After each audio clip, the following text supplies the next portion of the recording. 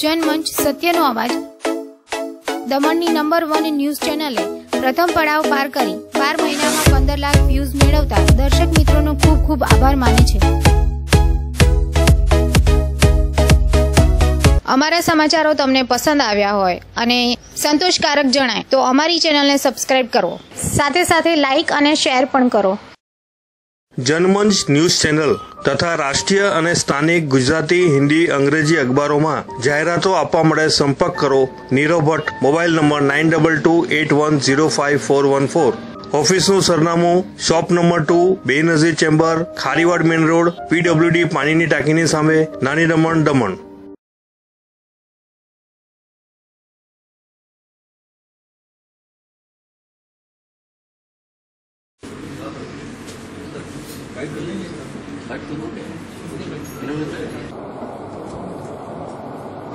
नमस्कार। भारत सरकारना सूचना और प्रसारण मंत्रालयना पत्र सूचना कार्यालय द्वारा समग्र प्रदेशना तमाम नागरिकों ने पर्याप्त जानकारी, माहिती और मार्गदर्शन मळे तेमज सचोट माहिती मळे ते माटे सरकारना विभिन्न विभागों, विभिन्न कार्यालयों कार्यरत है। परंतु भारत सरकारना सूचना और प्रसारण मंत्रालयना प्रेस इन्फॉर्मेशन ब्यूरोना गुजरात प्रदेशना additional director general Shri R P. Saroj, सूचना और प्रसारण मंत्रालयना रीजनल आउटरीच ब्यूरोना डायरेक्टर श्री मनीष गौतम तेमज सूचना और प्रसारण मंत्रालयना प्रेस इन्फॉर्मेशन ब्यूरोना डेप्यूटी डायरेक्टर श्री नवलसर परमार जी, आप सर्वे शब्दपुष्प द्वारा खूब खूब स्वागत करूं छूं। शुभम करोति कल्याण आरोग्य धन संपदा शत्रुबुद्धि विनाशाय दीपज्योति नमोस्तुते। प्रकाश पुंज अत्यारे प्रज्वलित थयो छे। जे प्रकारे दीपना प्रागट्य थतानी साथे ज अंधकारनो नाश थाय छे तेम आपणे पर ईश्वरीय शक्ति पासे एक कामना करिए कि प्रवर्तमान समय में अपना राष्ट्र में, अपना देश में रहेला तमाम प्रकारना अंधकारनो नाश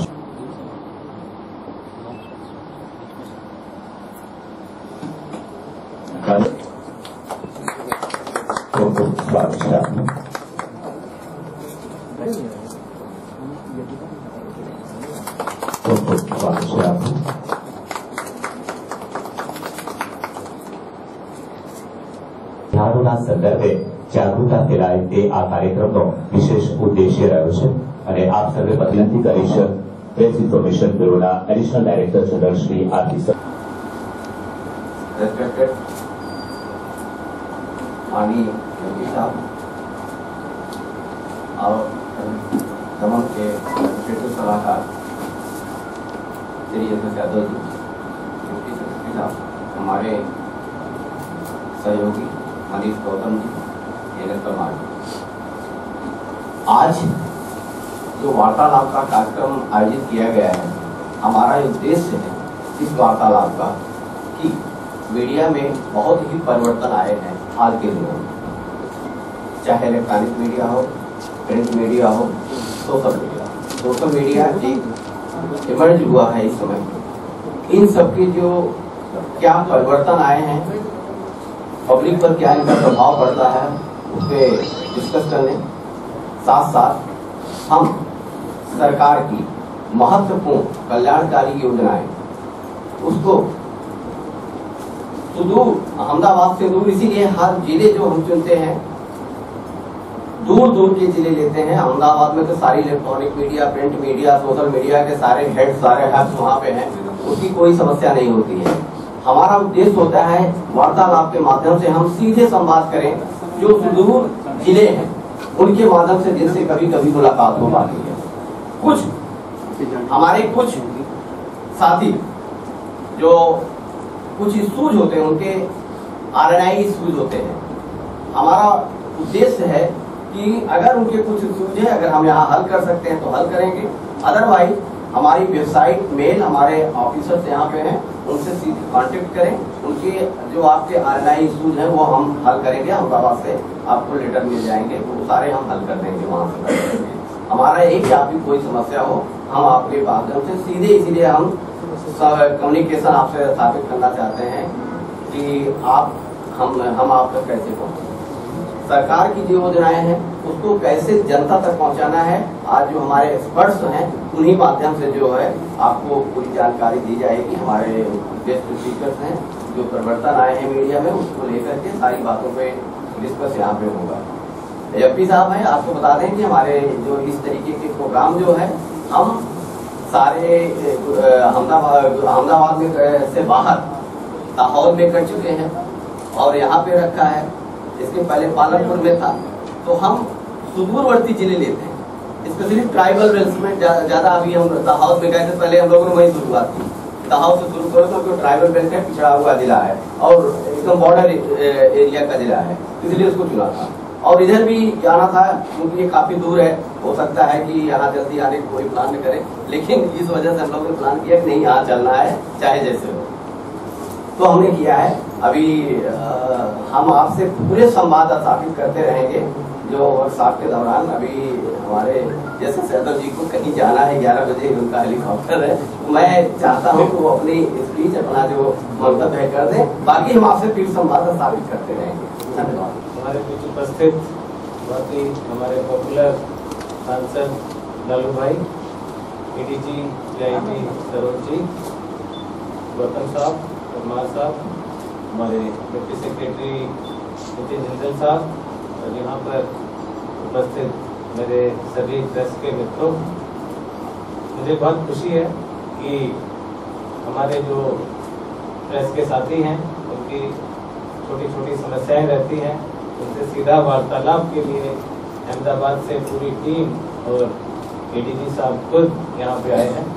तो इस टेरिटरी में हम इनका बहुत बहुत स्वागत करते हैं और हमें उम्मीद है कि ये वार्तालाप जो है वो कंटिन्यूस रहेगा। रन आउट नहीं है कि आज पूरा दिन हो गया, लेकिन उसके बाद यहाँ की जो टेक अवे है, यहाँ से जो समस्याएं बताई जाती हैं या यहाँ की जो कुछ डिमांड भी होगी हमारे साथियों की, वो भी आप तक कंटिन्यूस आप उस पर ध्यान रखें। साथ ही साथ यहाँ पे बहुत सारा काम प्रशासन से हम सब ने मिलके हमारे ऑनरेबल एडमिनिस्ट्रेटर की लीडरशिप में हुआ है, उस काम को भी जरूर देखें। क्योंकि जैसे आपने कहा कि सबसे पिछड़ा दाहोद और दाहोद के बाद आपने बोला दमन, तो इतना पिछड़ा नहीं है, लेकिन फिर भी हमारी जो चीजें हैं वो यहीं पे रह जाती हैं। बहुत सारी चीजें होती हैं, कहावत है कि जंगल में मोर नाचा तो किसने देखा, तो मोर तो हमने बहुत नचाया है, अब आप उसको दुनिया को जरूर देखें। तो वो मेरी आपसे प्रार्थना है, क्योंकि जनरली यहाँ पे मीडिया, लोकल मीडिया का टेंशन ज्यादा रहता है और जो रीजनल मीडिया है उसका कम रहता है, और नेशनल मीडिया का तो बिल्कुल कभी कभी होता है। तो हम तो सारे सेक्टर्स में बहुत अच्छा हुआ है, चाहे वो इंफ्रास्ट्रक्चर हो, चाहे सोशल सेक्टर हो, चाहे तो उसमें भी इंफ्रास्ट्रक्चर में क्योंकि थोड़ा प्रोजेक्ट का जेस्टेशन पीरियड ज़्यादा होता है, तो इसलिए थोड़ा विजिबिलिटी अभी धीरे धीरे आ रही है। लेकिन पिछले 2 साल में मैं मानता हूँ कि बहुत ज़्यादा काम हुआ है। और एजुकेशन में यहाँ पे आपको पता होगा, लेकिन मेडिकल कॉलेज की डिमांड सदियों से थी और वो डिमांड हमारे ऑनरेबल एडमिनिस्ट्रेटर के एफर्ट से पूरी हुई है। और पहले 100 सीट का मेडिकल कॉलेज यहाँ बनना था, 150 सीट का मेडिकल कॉलेज यहाँ बन रहा है।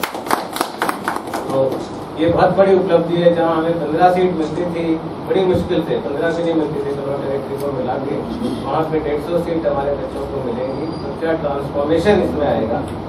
इसी तरह न केवल मेडिकल कॉलेज बल्कि हमने एक पैरामेडिकल कॉलेज भी इस साल से शुरू कर रहे हैं, जिसमें 240 सीटें हैं। तो पैरामेडिक की बहुत डिमांड रहती है, चाहे वो एक्सरे टेक्नीशियन है, सीटी स्कैन वाला है, आई का है। तो सेकेंड लेवल पे लोगों का ध्यान कम रहता है। और जैसे कि हमारे बच्चे यहाँ पे हैं, बहुत सारे बच्चे तो चलो मेडिकल में, डॉक्टर में जाएंगे, लेकिन उसके बाद भी बच्चे हैं जो 10वीं पास हैं, 12th आर्ट्स पास करके छोड़ देते हैं, उन सबके लिए एक बहुत बड़ी अपॉर्चुनिटी है। इंजीनियरिंग कॉलेज यहाँ दमन में इस साल से शुरू हुआ है, पॉलिटेक्निक में नए कोर्स शुरू हुए हैं, तो ऐसा एक नर्सिंग कॉलेज लास्ट ईयर शुरू हुआ था। तो इतनी सारी अपॉर्चुनिटी हमारे बच्चों को हम देने की कोशिश कर रहे हैं कि इस टेरिटरी में लॉन्ग टर्म बेनिफिट उसका बहुत होगा। साथ साथ बहुत सारी सोशल सेक्टर स्कीम्स हमने चालू की हैं। जैसे श्रमयोगी स्वास्थ्य सेवा है, जो हमारे यहाँ बहुत इंडस्ट्री है बड़ी यहाँ पे, उसको घर घर जाके स्वास्थ्य सेवा प्रदान करती है। श्रमयोगी प्रसाद है, जो इंडस्ट्रियल वर्कर और कंस्ट्रक्शन वर्कर को 5 रुपये 10 रुपये में खाना पहुँचाता है।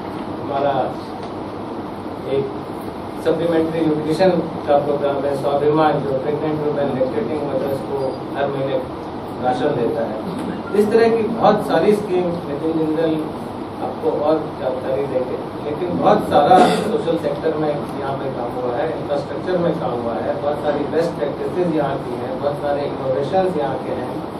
हेल्थ में तो इतना इनोवेशन है कि पूरी प्रॉफिटेबल बुक हम लोग बना रहे हैं। तो वो सारी चीज मेरी रिक्वेस्ट है कि थोड़ा और ऐसे इम्प्लीमेंट करें। हर एक न केवल हमारा ये है कि हमने काम किया तो लोगों को पता चले, बल्कि अगर हमारी कोई अच्छी चीज है तो बाकी देश में भी इम्प्लीमेंट हो। और वो रिकग्निशन धीरे धीरे आ रही है बहुत सारी चीजों। जैसे अभी स्वच्छ भारत ग्रामीण सर्वे हुआ था, आपने भी सुना होगा, तो उसमें यूटीज के लिए 6 अवार्ड थे, उसमें से 5 अवार्ड दमनदीप दादरा नगर। इसी तरह से अभी कल जो पोषण अवार्ड का अनाउंसमेंट हुआ है, उसमें 26 में से 13 अवार्ड दमनदीप दादरा नगर हवेली को मिल रहे हैं, 10 तारीख को मिल रहे हैं। इससे पहले PMAY के लिए हमको अवार्ड मिला, प्रधानमंत्री मातृत्व वंदना योजना के लिए अवार्ड मिला, प्रधानमंत्री मातृत्व सुरक्षा अभियान के लिए अवार्ड मिला, नेशनल ई गवर्नेंस अवार्ड मिला। यहाँ काम बहुत हो रहा है, रिकग्निशन भी हो रही है, पर और अगर आपका सहयोग रहेगा तो यहाँ की चीजें और बाहर तक पहुँचेंगी। दूसरा, हमारे पत्रकार बंधुओं की भी छोटी छोटी समस्याएं होंगी। मैं तो 3 साल दिल्ली में था सेक्रेटरी इन्फॉर्मेशन पब्लिसिटी, तो बहुत क्लोजली मैंने मीडिया के दोस्तों के साथ काम किया, बहुत अच्छे रिलेशन सबसे रहे, बहुत अच्छा।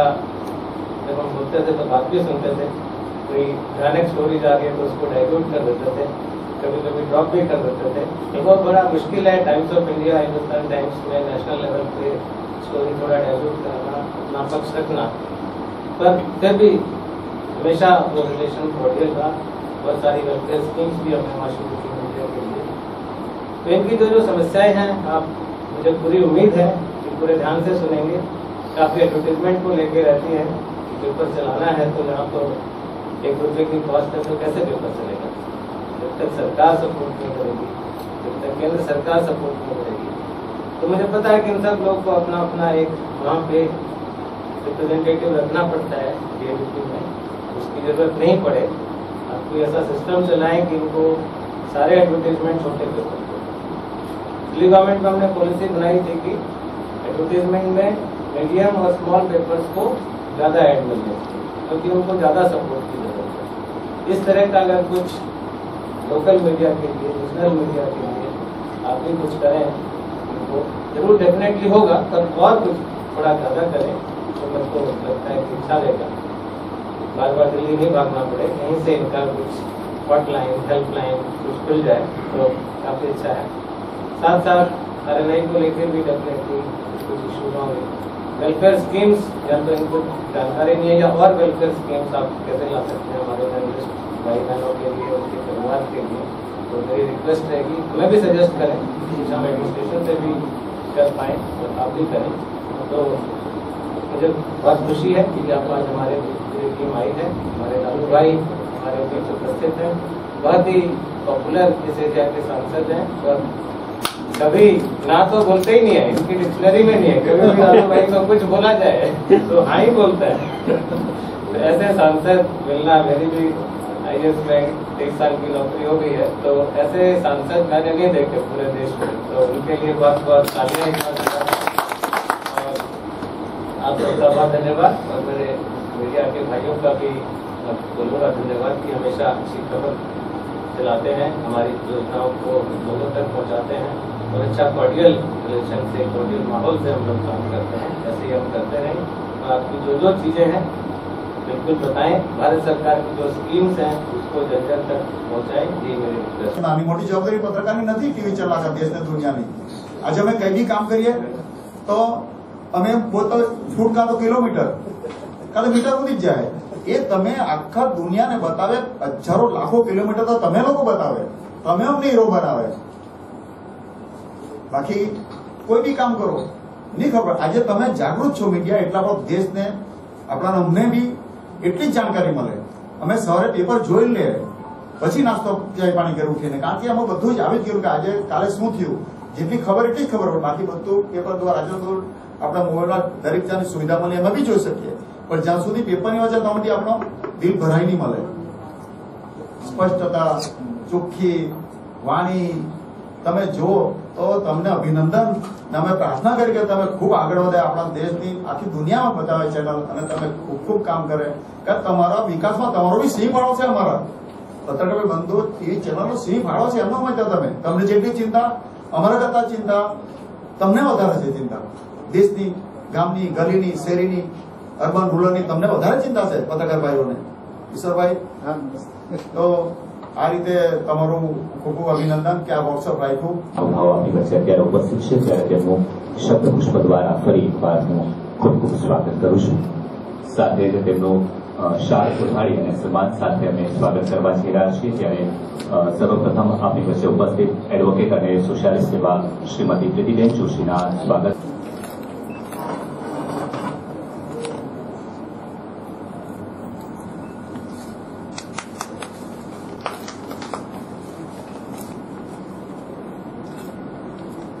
અનેકવિધ યોજનાઓ અને આ યોજનાઓ સુટેરે લોકો સુધી પહોંચે પરંતુ લોકો સુધી પહોંચતા પહેલા શાલ ઉઠાડીને તેમના સ્વાગત સાથે સન્માન કરવા વિનંતી કરી શ્રી નવસંત પરમારજીને ખૂબ ખૂબ સ્વાગત છે આપનું નમસ્કાર પ્રેસ ઇન્ફોર્મેશન બ્યુરોના અધિકારીશ્રીઓ મારા પત્રકાર મિત્રો ઉપસ્થિત મંત્રીશ્રીઓ આજે પીઆઈબી દ્વારા આયોજિત આ રૂરલ મીડિયા વર્કશોપમાં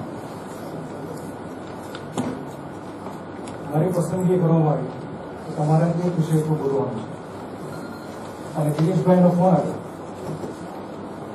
કે તમારે મીડિયા આચારસંહિતા પર બોલવાનું છે એટલે મને થોડા ખચકાટ થયો અને એક વક્તનો ડાયલોગ યાદ આવી ગયો કે જાની शीशे के घरों में रहने वाले दूसरों के घरों पर ये फील्ड की परिस्थिति केवी है कि आपने लगभग जाणी नहीं सकते हमणा लालूभाई एक ज वाक्य कीधु पर एम एक रिफ्लेक्शन होतं कि बीजा पत्रकारों ने जे रीते जोता ए रीते पण हूँ आम नहीं बीजा तमने सारी रीते जुए मतलब शू पत्रकारों ने जोवा एटले केवी रीते जोवा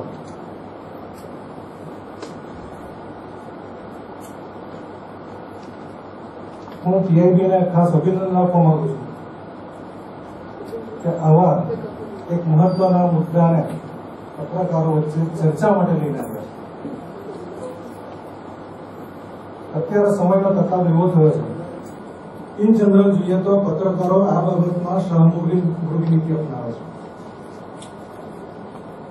આપણે જોવા જ નથી માંગતા કે આપણે ખરેખર શું કરી રહ્યા છીએ સામૂહિક એ નીતિ એટલે તમને ખબર જ એ શબ્દ કે રણમાં જયારે વાવાઝોડું આવે ત્યારે સામૂહિક રેતીમાં માથું ખુશી થાય જોવા ન મારે બસ એમને શુભેચ્છા પાઠવું છું કે એક પત્રકાર તરીકે એક તંત્રી તરીકે પોતાની પોઝિટિવ અને નેગેટિવ બાબતોને સ્વીકારવી એ બહુ મોટી નૈતિક હિંમત જોઈએ તો વિકાસભાઈએ સ્વીકારી કે પત્રકાર મિત્રોમાં કઈ બાબત કયા પાસા જમા ઉઠાર છે એટલે આવો જે હકીકત છે એ સમાજનું જે સત્ય પ્રદર્શન છે તે એમણે કર્યું કે આપણે ક્યાં સુધારો જોઈએ છે અને શું કરવું જોઈએ હવે જયારે મારો વિષય છે કે role of media related woman issue તો ખરેખર પહેલા આપણે જોઈએ તો જયારે પ્રાચીન સમયની હું વાત કરું તો તે સમયે મહિલાનો રોલ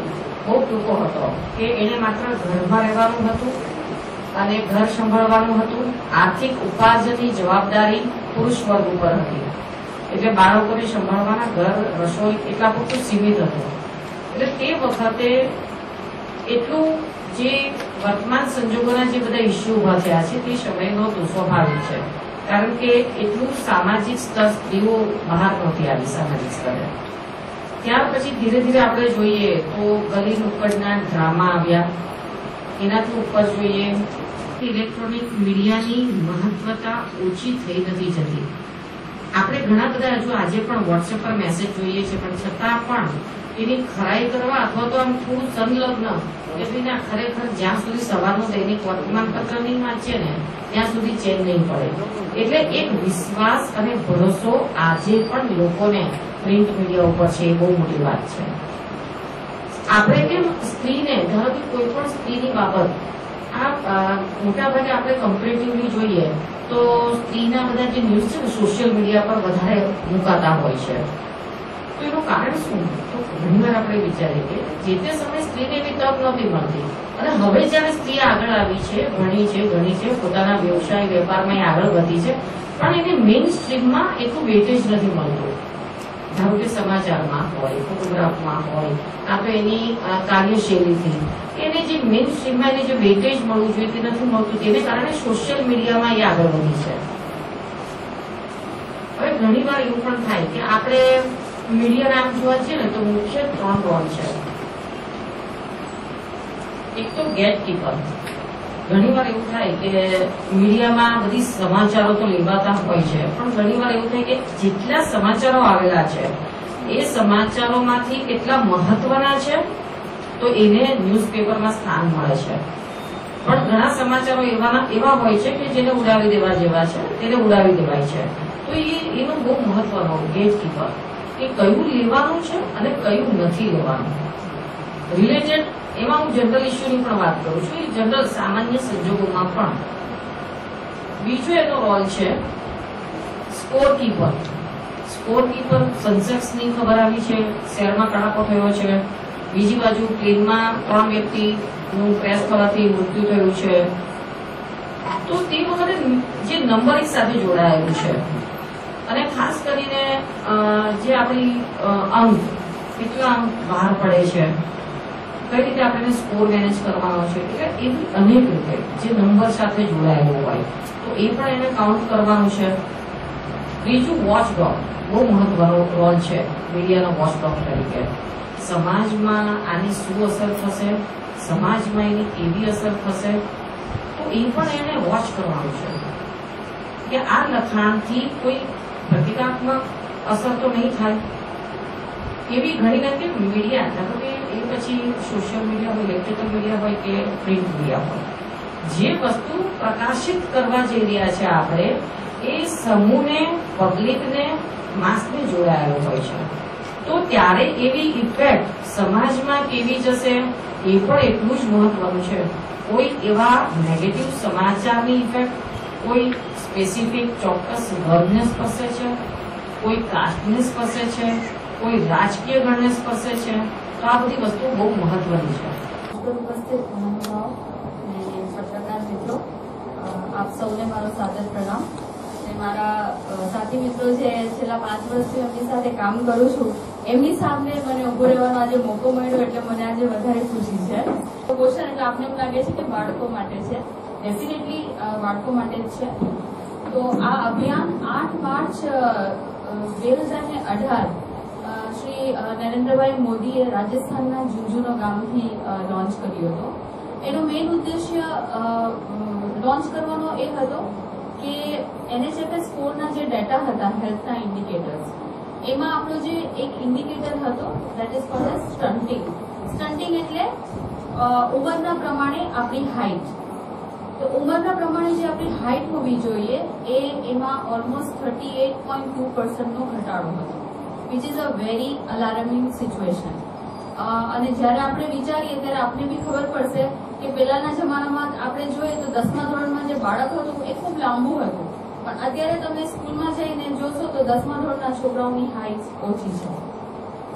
તો આપણે તો કદાચ વિચારવા બી નહીં આવે, પણ આપણી સરકારે આટલો ઇમ્પોર્ટન્ટ મુદ્દો હાથમાં લીધો છે કે આ સ્ટન્ટિંગ જે છે એના ઉપર આપણે કામ નહીં કરીએ તો આવતા વર્ષોમાં અત્યારે જે એવરેજ હાઇટ છે પેલા 6 ફૂટ હતી, અત્યારે ઓલમોસ્ટ 5 ફૂટથી પણ નીચે 4.9 ની આજુબાજુ આવી ગઈ છે, ને આવતા વર્ષોમાં it will go to around 4 જો આપણે અત્યારે ધ્યાન ન રાખ્યું ને અત્યારે અમારા જેવા અને બધા મળીને કામ કરશું તો હજી એ જે 1 ઇંચ જે વધારવાની છે એને કરતા પણ આપણે 2 ડિકેડ્સ લાગશે.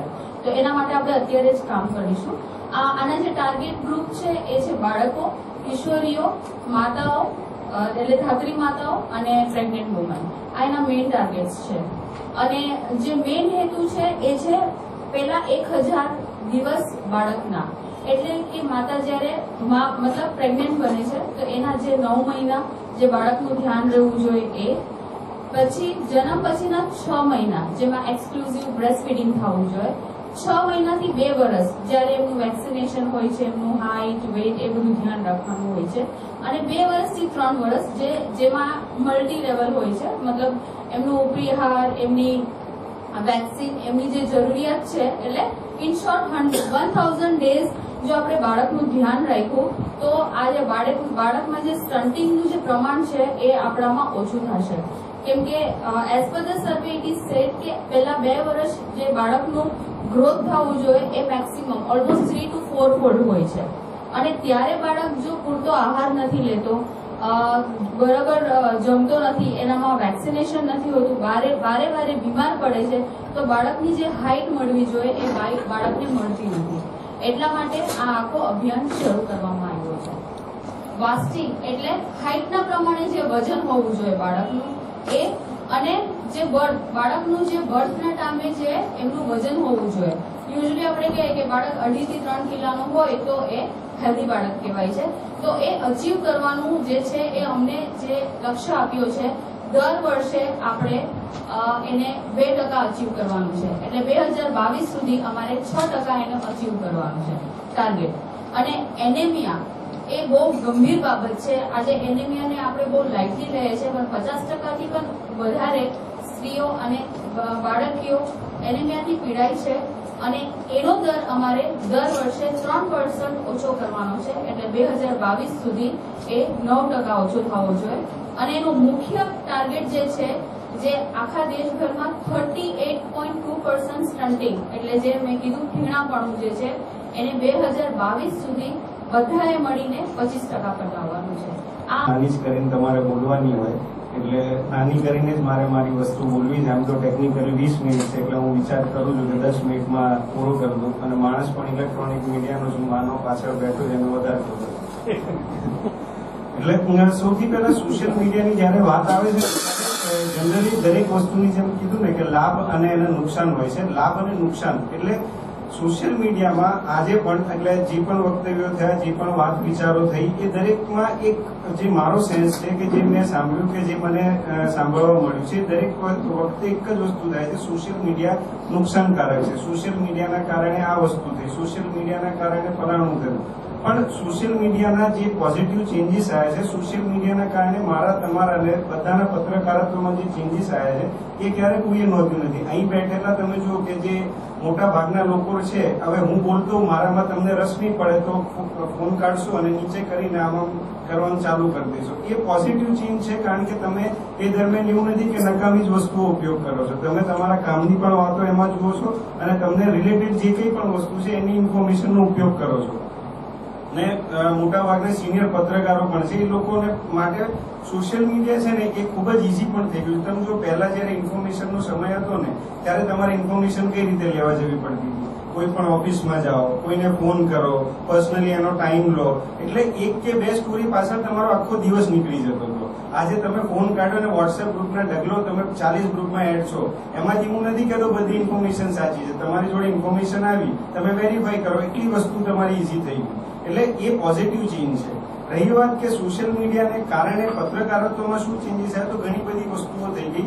જેમ કે દમણગંગા ટાઈમ્સ છે, પહેલા ખાલી પ્રિન્ટ થતું હતું, જે દમણગંગા કે સાઉથ ગુજરાત પૂરતું સીમિત હતું. હવે એ જ વસ્તુ એ ફેસબુક ઉપર મૂકી દે છે તો વર્લ્ડના દરેક વ્યક્તિ માટે એક્સેસિબલ થઈ ગયું. તો પોઝિટિવ વસ્તુ છે ને, એને તમે નકારાત્મક કહો કે ભાઈ નકારાત્મક જ છે સોશિયલ મીડિયા, તો એ વસ્તુ નથી. અને હું કોઈ વસ્તુને જજ નથી કરવા માંગતો, કેટલાક મારા મુદ્દા છે હું મૂકવા માંગુ છું, પછી તમારે નક્કી કરવાના છે કે સોશિયલ મીડિયા સારું, પ્રિન્ટ મીડિયા સારું કે ઇલેક્ટ્રોનિક મીડિયા સારું, એ નક્કી થઈ જશે. 10 મિનિટ.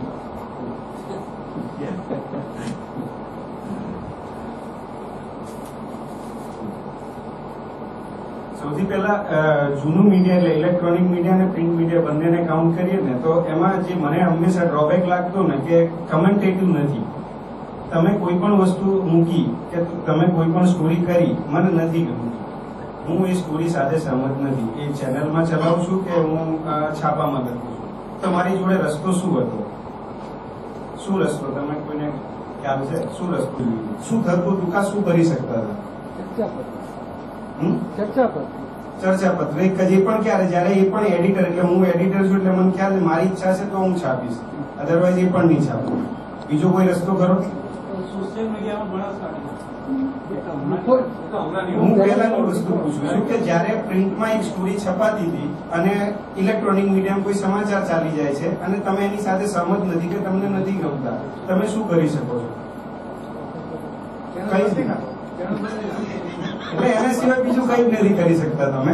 સોશિયલ મીડિયા છે ને તમને આઝાદી આપી છે કે તમે કોઈ પણ સમાચાર મૂકો છો, તમે કંઈ પણ લખો છો ને તો નીચે કમેન્ટ લખી શકો છો, ભાઈ તું ખોટો છે, તારી આ વાત ખોટી છે અને તે ખોટી ચર્ચા કરી છે. મેં મારા છાપાનું પેજ મૂક્યું ને તો તમે એની નીચે સીધું લખી શકો છો કે ભાઈ આ વસ્તુ તમારી સ્ટોરી ખોટી હતી, આ તમે ખોટું માર્ગદર્શન આપ્યું છે કે આ વ્યક્તિ તમારે ખોટું લખ્યું છે. આ સોશિયલ મીડિયા છે અને આ ચેન્જ છે. બીજી વસ્તુ છે કે વેબસાઇટ્સ ને છે ને હજી પણ હું જોઉં છું કે ગુજરાતમાં બેઝિકલી છે ને ખૂબ નકારાત્મક રીતે જોવામાં આવે છે કે ભાઈ વેબસાઇટ્સ એટલે આ અંતે. પણ વોશિંગ્ટન પોસ્ટ એને છે ને એની પ્રિન્ટ એડિશન બંધ કરી દીધી છે અને માત્ર સબસ્ક્રિપ્શન ઉપર ઇન્ટરનેટ ઉપર ચલાવે છે. વોશિંગ્ટન પોસ્ટ એટલે એની ક્રેડિબિલિટી છાપા વિશે તો કદાચ બધાને ખ્યાલ છે. એટલે આવનારો સમય છે ને વેબસાઇટ અને સોશિયલ મીડિયાનો જ છે. એટલે આપણે સ્વીકારીએ કે ન સ્વીકારીએ ચેન્જ, પણ એ ચેન્જમાં તમારે ઢળાવવું પડશે, તમારે એને શીખવું પડશે. અને એની સાથે છે ને રેગ્યુલેશનની વાત જે વિકાસભાઈએ કરી, સેલ્ફ રેગ્યુલેશન કે કોઈ પણ સોશિયલ મીડિયામાં આવતા સમાચાર છે ને આપણે ફોરવર્ડ કરીએ છીએ ને એ સૌથી મોટી ઉપાધિ છે. અને પછી આપણે ફોરવર્ડ કરીને આપણે જ કહીએ છીએ કે ભાઈ સોશિયલ મીડિયા ખૂબ ખરાબ છે. તો એટલે જવાબદારી તો આપણી પણ છે જ ને કે ભાઈ સોશિયલ મીડિયા પર આવતા સમાચારો કેટલા આપણે એને મૂકવા કે કેટલાક ન મૂકવા. સોશિયલ મીડિયાના કારણે બીજો એક જે સૌથી મોટો ફાયદો થયો કે પહેલા જે છે ને નોકરી, પત્રકારોની નોકરી એ માત્ર છાપા અને ચેનલો પૂરતી ઇલેક્ટ્રોનિક મીડિયા મળે, બાકી છાપા પૂરતી સીમિત હતી. અત્યારે તમે જો વેબસાઇટ થી માંડીને સોશિયલ મીડિયાના કારણે કેટલી બધી નવી પોસ્ટ, કેટલી બધી નોકરી જનરેટ થઈ. તમે કંપનીઓ social media manager, marketing manager થી માંડીને સોશિયલ મીડિયા રિપોર્ટર, ઇલેક્ટ્રોનિક થી માંડીને દરેક વસ્તુ થઈ. એટલે એ પોઝિટિવ વસ્તુ છે કે પત્રકારત્વમાં પણ વ્યવસાયમાં એક નવી નોકરીઓના સ્કોપ ઉભા થયા છે. એટલે સોશિયલ મીડિયાએ તમને પત્રકારત્વના વ્યાપને છે ને એ મોટા લેવલ સુધી પહોંચાડી આપ્યું. આપણે પહેલા સાંસદશ્રીએ કીધું હતું કે ભાઈ લોકલ લોકોની વાતો ત્યાં નથી પહોંચતી કે ઉપર લેવલે નથી પહોંચતી, તો સોશિયલ મીડિયા એ વાત પણ તોડી આપ્યું છે કે તમારી વાત છે એ એક્સેસિબલ જ્યાં પણ હોય એ વિશ્વના કોઈ પણ ખૂણા સુધી એ એક્સેસ થઈ શકે છે. એ સોશિયલ મીડિયાનો પોઝિટિવ ચેન્જ છે. જૂના એક માધ્યમોમાં સૌથી જે તકલીફ જે વસ્તુ હતી એ હતી કે એમાં છે ને કે મેં લખ્યું ને અને મેં છાપી દીધું કે મેં ચલાવી દીધું એ જ સાચું હતું. આજે તમે જો સોશિયલ મીડિયાના કારણે કેટલા બધા સમાચારોમાં ચેન્જ આવ્યો. તમે સૌથી મોટો નિર્ભયા કાંડ, આપને તો ખ્યાલ જ હશે, નિર્ભયા કાંડમાં સૌથી મોટો રોલ કોણે ભજવ્યો? મીડિયા કરતા પણ સૌથી મોટો રોલ સોશિયલ મીડિયાનો. આજે રેપ કેસમાં પણ તમે કોઈ પણ નાની બાળકીથી માંડીને જે કંઈ પણ થાય છે, મીડિયા જેટલું એમાં રિપોર્ટ નથી કરતું ને એનાથી વધારે સોશિયલ મીડિયાને કેમ્પેન ચલાવે છે. એના કારણે પરિણામો મળતા થયા. હવે એ પરિણામો તમારે કેટલા સીમિત કરવા છે, તમારે એમાં કેટલું કામ કરવું છે અને એમાં કેટલી રેગ્યુલેશન રાખવી છે એ તમારો વિષય છે. અને એ કોઈને કોઈ પત્રકાર છો, બધા જ પત્રકાર છે એટલે કોઈ શીખવાડી નથી શકતું સેલ્ફ રેગ્યુલેશન, અને જબરજસ્તી કોઈ કરાવી પણ નથી શકતું. પોલીસ વાળા નથી કરાવી શકતા, રાજકારણીઓ પણ આપણી જોડે જબરજસ્તી નથી કરાવી શકતા. તમને બધાને ખબર, આપણી ઈચ્છા હોય એ જ કરીએ. એટલે સોશિયલ મીડિયામાં પણ આપણી જે ઈચ્છા હોય ને એ જ આપણે કરીએ છીએ. એટલે આપણી સેલ્ફ રેગ્યુલેશન છે ને એ આપણે જ મૂકવું પડશે. અધરવાઇઝ ફરીથી એ જ બદનામી અને એ જ સોશિયલ મીડિયાને ગાળો દેવાનો ટ્રેન્ડ શરૂ થશે. એટલે આવનારો સમય તો સોશિયલ મીડિયાનો જ છે. હવે એને એક્સેપ્ટ કરીને એને આપણે સુધારાવાદી અને પોઝિટિવ વેમાં કઈ રીતે ઉપયોગ કરીએ એ આપણે જોવાનું છે. વિધિમાં વિશેષ સમય નહીં લઈએ, પરંતુ જે સહયોગ દમણ એક વસ્તી અને વિસ્તારની દ્રષ્ટિએ જોવા જઈએ તો દમણ અને દીવ બહુ નાની લોકલ યુનિયન ટેરેટરી છે. તેમ છતાં અહીંયા મોટી સંખ્યામાં પત્રકાર મિત્રો જે છે અહીંયા હાજર રહ્યા. કોઈ પણ કાર્યક્રમની સફળતા ઓડિયન્સના આધારે નક્કી થતી હોય છે. નાના એવા વિસ્તારમાં રહેલા તમામ પત્રકાર મિત્રોએ અહીંયા હાજર રહી અને કાર્યક્રમની શોભા વધારી. એટલે પહેલા તો આપ સૌનો આભાર વ્યક્ત કરું છું. દમણની પસંદગી કરવામાં એડીજી સાહેબે પોતાની જે વાત રજૂ કરતા સહર્ષ સ્વીકારી અને દમણની અંદર કાર્યક્રમ કરવા માટે પરવાનગી આપી એ બદલ એડીજી સાહેબનો ખૂબ આભાર.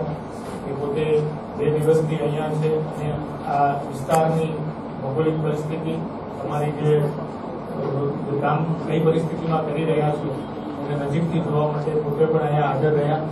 એમનો આભાર. એ સિવાય સુરતથી અમારા જે તજજ્ઞ સ્પીકર્સ જે છે એ આવ્યા, પ્રીતિબેન જોશી, દિલીપસિંહ ક્ષત્રિય, એમનો પણ આભાર.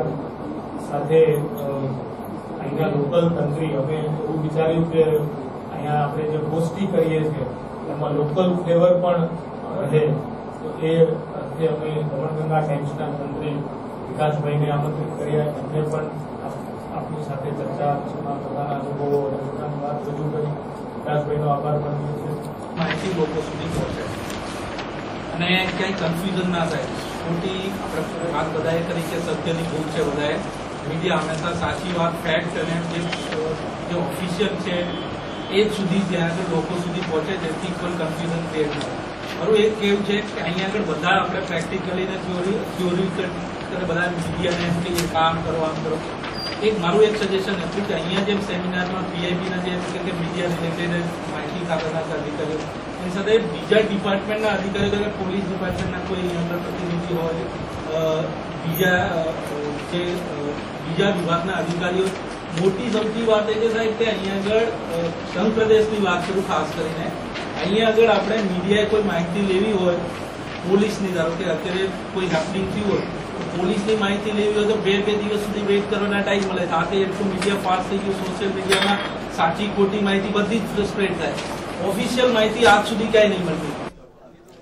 આજ રોજ નાની દમણ ખાતે પ્રેસ બ્યુરો તરફથી, પીઆઈબી તરફથી જે પત્રકાર મિત્રો માટે અવેરનેસનો કાર્યક્રમ રાખવામાં આવેલો, તો તેમાં મને આમંત્રણ મળ્યું હતું અને મારો આજનો વિષય હતો કે પ્રેસમાં જે રિપોર્ટિંગ થઈ રહ્યું છે એની અંદર સ્ત્રી અને બાળકોને લગતા રિપોર્ટિંગ બાબતે કઈ બાબતોનું ધ્યાન રાખવું જોઈએ તેનો મારો આજનો વિષય હતો. અને ખાસ કરીને જ્યારે પત્રકારત્વની વાત છે, પછી એ પ્રિન્ટ મીડિયા હોય, ઇલેક્ટ્રોનિક મીડિયા હોય કે સોશિયલ મીડિયા હોય, પણ જ્યારે મહિલાના વિષયની વાત આવે છે ત્યારે તો એ વસ્તુનું ખાસ ધ્યાન રાખવું જોઈએ. કોઈ પણ બાબત મહિલાના સંદર્ભની હોય તો કોઈ પણ નેગેટિવ બાબતો સમાજમાં આગળ નહીં આવે, સાચી હકીકત અને ખરી હકીકત સાથે જોડાયેલા સમાચારો આવે અને સમાજ અને કુટુંબ ઉપર વિપરીત અસર ન પડે તે પણ જોવાની એટલી જવાબદારી પ્રેસ મીડિયાની છે. અને ખાસ કરીને જ્યારે બળાત્કાર કે અપહરણ જેવા ગંભીર ગુનાઓ થયા હોય અને ત્યારે તેવા સંજોગોમાં ભોગ બનેલ દીકરી હોય, બાળા હોય, ત્યારે તેઓની ઓળખ છતી ન થાય, એના કુટુંબની ઓળખ છતી ન થાય તેની પણ ખાસ તકેદારી રાખવી જોઈએ. અને ખાસ કરીને કોઈ પણ એજન્સી હોય, પછી પ્રેસ હોય, પોલીસ હોય કે જ્યુડિશરી હોય, દરેક એજન્સી પોતાની રીતે તટસ્થ પોતાને જ કામગીરી અને પોતાના ક્ષેત્રમાં આવતી તમામ કાર્ય જો તટસ્થતાથી ભજવે તો આપણી જે સિસ્ટમ છે, આપણી લોકશાહીની જે સિસ્ટમ છે એ ખરેખર એના ભાવાર્થમાં આપણે સાર્થકતા લાવી શકીએ. એટલે દરેકે પોતપોતાનું કાર્ય પોતાના એનાથી કરવાનું છે જેથી કરીને સમાજમાં એવા નકારાત્મક ભાવ ઊભા ના થાય. એટલે પ્રેસ મીડિયાની જે જવાબદારી છે એ જવાબદારી પોઝિટિવ રીતે દરેક પ્રેસ મીડિયાવાળા લે તો એ બાબતે ઉજાગર કરતો આજનો આ સેમિનાર છે. એમાં આપ સૌને પણ હું શુભેચ્છા પાઠવું છું. ધન્યવાદ. એડવોકેટ પ્રીતિ જોશી, સુરત.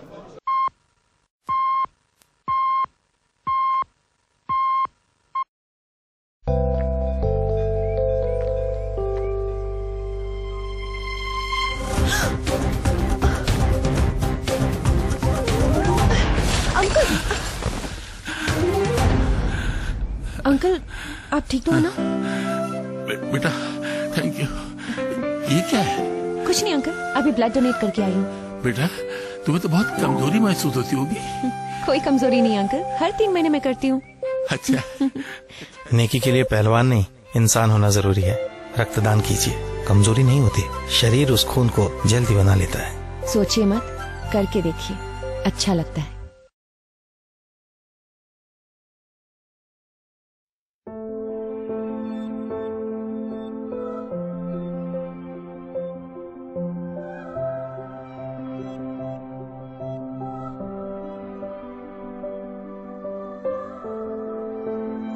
સંઘ પ્રદેશ દમણ દીવ પ્રશાસનના આરોગ્ય વિભાગના અંતર્ગત આવતા રાષ્ટ્રીય વેક્ટરજનિત રોગ નિયંત્રણ કાર્યક્રમ લોકોને અપીલ કરે છે કે ડેન્ગ્યુ અને મલેરિયા રોગનો ફેલાવો અટકાવવા ઘરની આસપાસ સાફ સફાઈ રાખવી, પાણીનો જમાવડો કરવો નહીં, કુલર, ફ્રીજની ટ્રે, ફૂલદાનીની ટ્રે, સિમેન્ટની ખુલ્લી ટાંકીઓ, કોઠી, પીપ, માટલું વગેરેને દર 3 દિવસે ખાલી કરી તદ્દન સૂકું કરી નવું પાણી ભરવું, બીમારીના લક્ષણો જણાય તો તાત્કાલિક આરોગ્ય કેન્દ્રમાં સારવાર લેવી। વધુ જાણકારી માટે ટોલ ફ્રી નંબર 104 પર સંપર્ક કરો। સાંભળો છો, દમણ શહેરમાં